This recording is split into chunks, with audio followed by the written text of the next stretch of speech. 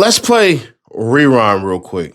Escaped from a home here on this street in just her underwear, according to investigators. She claims to have been held captive for days by a man who we have now confirmed through court records is rapper Cartel Bo, and he's the same guy who went to federal prison nearly a decade ago after filming a viral rap video promoting gangs in Houston. At this home on Darby Retreat Lane, a woman says the father of her children locked her in a closet for at least 4 days, only able to escape after he left and got pulled over. This is just not something that we're used to, and it is a bit on the frightening side. Neighbors saw cops at the house throughout the weekend. They were here literally all day, till the evening. As they discovered, according to court records, zip ties, a closet with a deadbolt, and fast food wrappers inside. But before Harris County Precinct 4 deputy constables came to the house Saturday evening, they pulled over Warren Brown, seen here in the back of a cop car, and better known online as rapper Cartel Bo. He'd been wanted for more than a week for allegedly assaulting the same woman in late June outside a recording studio in northwest Harris County. When she realized he'd been gone from the home for so long, records show she was able to escape, flagging down a neighbor for help. The sponsor of this video is Cloaked. And there are a lot of people who are wondering why I'm going so hard to go with Cloaked and push it and everything. I want to share with y'all something that happened to me on March 7th of this year, right? And what happened was, and this is all real, this is literally out of my damn inbox. They put up my social, they put up my full name, they put up my birthday, they even put up every number I ever had and every address that I ever freaking lived at. These are real text messages, by the way, sent via goddamn Instagram. So when you see me go hard for coke, understand, I didn't know how they got that info. That's the second time in 5 years that people try to extort my personal info. First time I voted, second time I just said do what you're going to do. Please don't be like me. Try Cloak today. They're giving you 30% off with that QR code, or tap the link in the description or hit the pinned comment. See what data brokers sold your info today. Just take the challenge. If you don't like it, hey, don't sign up. Just see what info they have. That's all I'm asking. Try Cloak today. Right. Okay. Now, we have Cornell X. Shout out my guy, man. And he tells a version of the story that we had not heard because it was presented to us that she was run as fast as you can. Really stood out to me. One, the root of this case started when she thought he was going to be with another woman. She thought he was going to visit another female with whom he was cheating with. And then we hear about the handcuffs being in the home, well, we come later to find out that they use handcuffs in their OnlyFans content in doing sexual bondage on OnlyFans. So it's not shocking that handcuffs would be in the house. It's not shocking that they used handcuffs according to the victim's statement in this case. Also, what concerns me is there's also, from learning in court, an ongoing custody battle. And so that's motivation alone for whenever he gets upset or she gets upset, 911 is being called, and we're weaponizing law enforcement and the criminal justice system to play a role in making us more successful in our custody desires with an ongoing family court matter. Also, something else we learned in this case, and this is important, and I'm surprised you didn't raise the question, sir, as we all heard, she was harassed and intimidated by law enforcement. And she said it over and over again. I felt harassed. I felt threatened. I felt intimidated. She even went on to say that they were trying to force me to say and do something I did not want to do. And I told them multiple times I didn't want to do it. The words of the victim on video. This is not something she wrote down. These are her words. She says I was never threatened. She says I was never assaulted by him. And she says I told law enforcement that, but they kept trying to get me to change the narrative. So it appears to me that law enforcement has an axe to grind with Mr. Brown beyond just this case because of how they handled the victim in this case. She told them, I don't want to go to the hospital. I don't need to go. They forced her to go. She asked paramedics, do I have to go? I don't want to go. Then she gets to the hospital and she says, I keep telling you over and over again, I don't need a rape kit. I was not raped. She didn't make the 911 call. Somebody else made the 911 call. And come to find out, the person who made the 911 call has a connection to the custody battle. This is a lot. This is a lot of drama, and it's not passing the smell test. Yes, there's some previous cases between the two, because obviously there's a serious toxic relationship. But if we're allowing people to weaponize the system whenever they get mad with their spouse or the person in a relationship with, to use law enforcement as leverage, that appears to be what it is, because these cases come with these same two, and then she turns around and says, okay, well, no, nothing happened. I changed my story, because she's also admitting she's afraid that she could get in trouble possibly for making these statements to law enforcement. But when we first saw it on the media as it was presented, we thought this man was a monster. We thought this man was somebody out kidnapping people, handcuffing them, keeping them locked in a closet.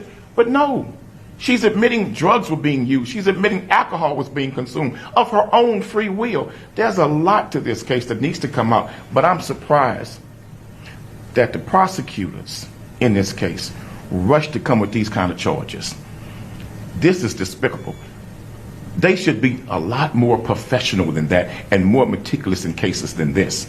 I don't see a snowflake chance in hell of them taking this case to trial. You cannot let a jury hear all what we... But, is that true? According to people who are in the courtroom as well, they tell a whole entire different story. Roll it! A high-stakes day in court for rapper Cartel Bo, facing serious accusations involving the mother of his children. He's accused of holding her captive for days, and now prosecutors want him held without bond. KPRC 2 News reporter Bryce Newberry is live at the Harris County Criminal Courthouse with the reversal revealed in court today. Bryce.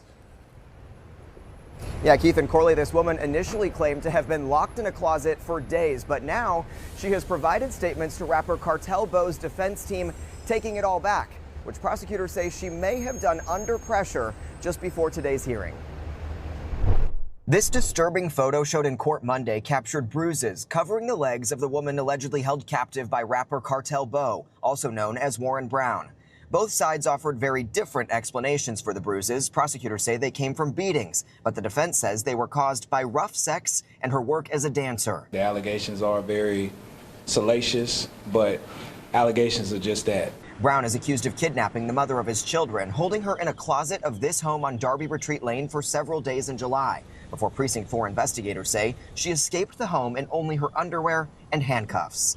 She flagged down a neighbor and allegedly claimed to have been sexually assaulted, according to a search warrant. Inside, investigators found a urine-soaked mattress and rotten food. Brown's defense team now says the victim has recanted, claiming to have been forced by law enforcement to make a statement while under the influence. We presented some new evidence that I think is very exculpatory for Mr. Brown. Prosecutors claim days before the hearing, Brown allegedly used a different inmate's credentials to make jail calls to the victim, urging her to sign an affidavit of non-prosecution and record a video statement. Chow Win is a trauma therapist. How common is it for a victim in a case involving possible domestic violence to recant? It's actually a lot more common than you think, and it's actually quite alarming. Prosecutors allege she's financially dependent and the two have a pattern of domestic violence. It's interesting. We always look at two barriers to leaving an emotionally domestic violence situation, and those barriers oftentimes involve kids and money. The victim's safety is at risk, prosecutors say, but the defense argued the evidence is lacking and chalked it up to the price for being a celebrity. We have to let these things play out. I ask everybody to not rush to judgment.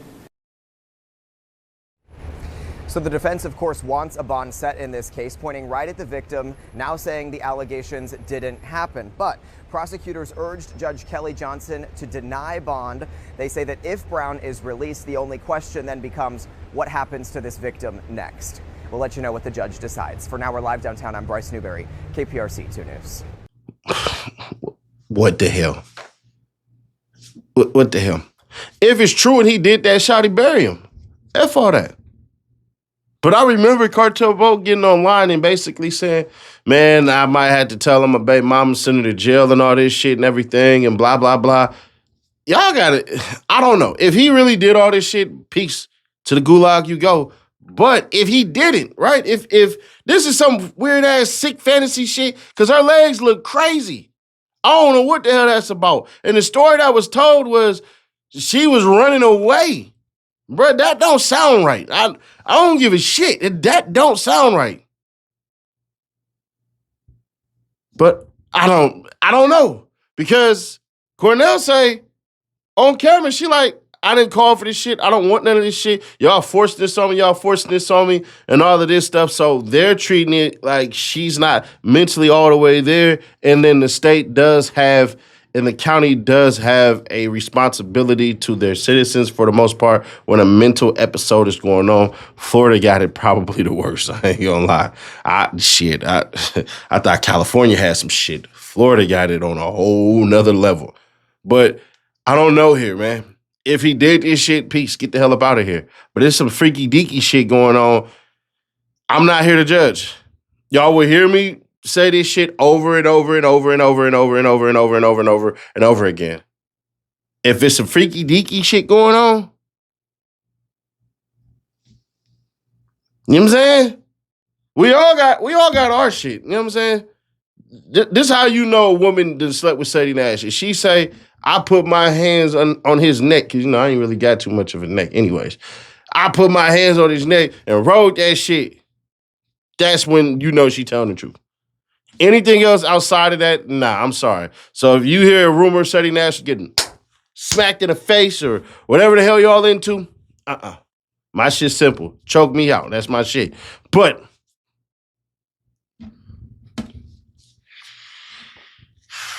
I probably shouldn't have said that. Anyways, who knows, bro?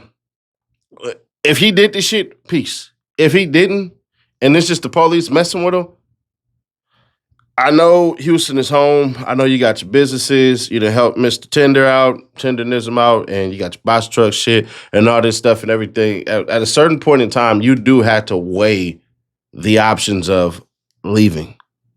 You can't beat police harassment without a massive lawsuit. It doesn't work.